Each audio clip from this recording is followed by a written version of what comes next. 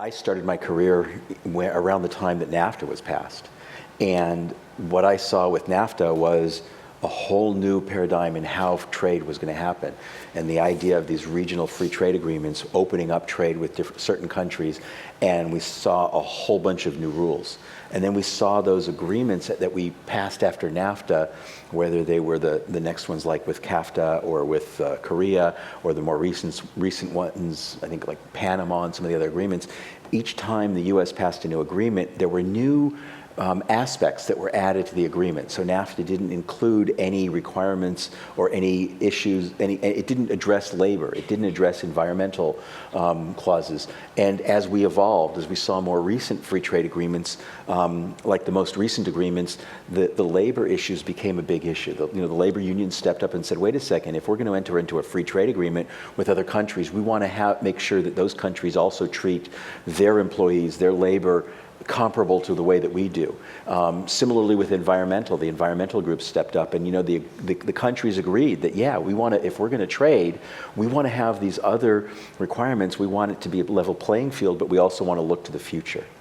And what I've seen in the last 18 months, 2 years, is pretty much a complete reversal of that.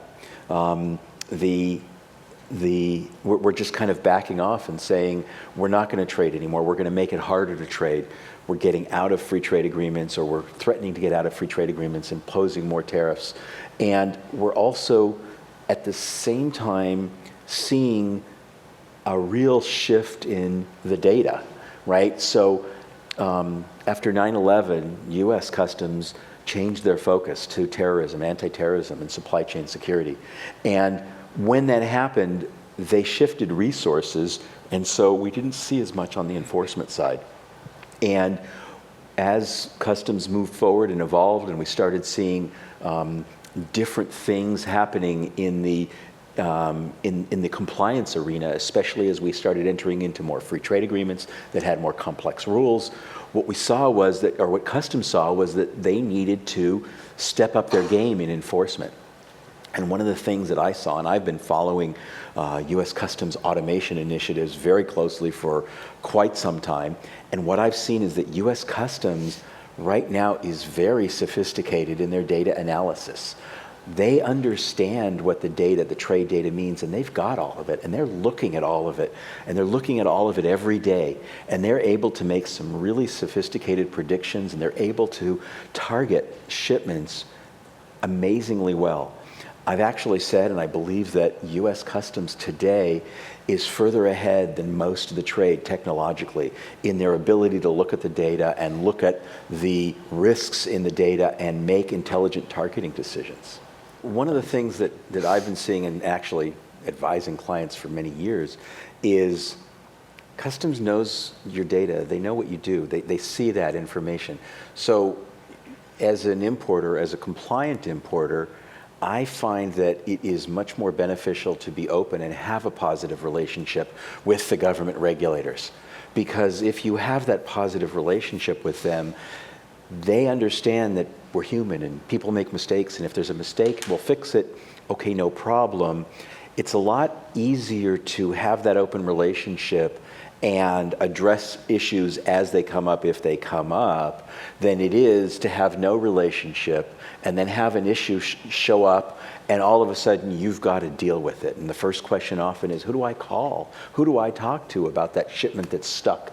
And I may know what the reason is. I may know the perfect way to get out of it, but if I don't have that relationship with Customs, I don't really have a way of communicating quickly to get that shipment released. So in the US, we have programs like the CTPAT program for supply chain security, and we have the ISA program for compliance in the EU and in other countries around the world. They have AEO programs that do similar things that allow compliant companies to go to the government and say, you know what, we're the good guys. We want to do things right, and if we make a mistake, we'll fix it. And what I've found is that Customs looks at that when they're looking at all of the data, and that's something that really helps with the targeting. It helps Customs do a better job, because if they can form a level of trust with you, they know they don't have to scrutinize you as much as the companies that they don't know. It's interesting, in the US, we're kind of looking at things differently than the EU as far as e-commerce. We don't have a value-added tax, so that's kind of taken out of the equation, and we have the law that's referred to as Section 321, which is Section 321 of the Tariff Act of 1930, that basically says any one person can import up to X number of dollars per person per day without going through formal customs processes, no duties, no filing of entry, and so forth. And a couple of years ago, that threshold was raised to $800. And it's interesting that that threshold was raised to $800 around the same time that e-commerce was booming. And so now we have this new opportunity for e-commerce companies, and e-commerce companies are taking advantage of it and starting to take more and more advantage of it, of being able to import their products not subject to the regular duties and also not subject to these new Section 301 duties. And U.S. Customs is also taking a different perspective, a different view on how to deal with that. And again, it's going back to the data. And so if you think of a traditional import transaction, you've got a seller and you've got in another country and you've got a buyer in the US. When you're looking at an e-commerce transaction, you have a seller in another country and you have a buyer in the US, but you also have this e-commerce platform, eBay, Amazon, those companies that are kind of off here, off to the side, and U.S. Customs hasn't really had any interactions with the platforms. They haven't seen the need to, and the way that the rules are written, they don't.